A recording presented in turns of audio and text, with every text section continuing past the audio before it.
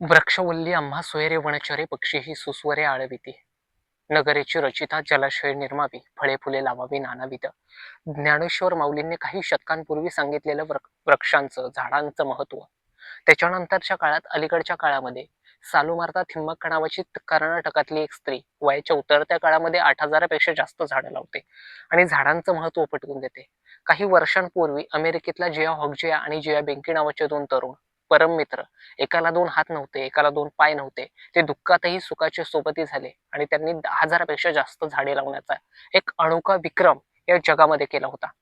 अगदी याच गोष्टीकडं जवळीकतेनं आपुलकीनं पाहत या महाराष्ट्राच्या मातीमध्ये, साताराच्या मातीमध्ये सयाजी शिंदे नावाचे ज्येष्ठ अभिनेते प्रत्येक झाडामध्ये आपल्या आईला पाहतायत आणि त्याला मातृदेवतेचं स्थान देतायत आणि देवराईच्या माध्यमातून हा एक अनोखा उपक्रम या महाराष्ट्राच्या मातीमध्ये राबवतायत.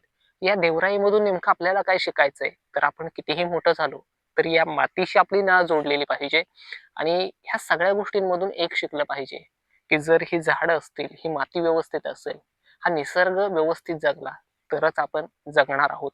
नाहीतर आपण फक्त या पृथ्वी तलावरचे पाहुणे आहोत. जय महाराष्ट्र.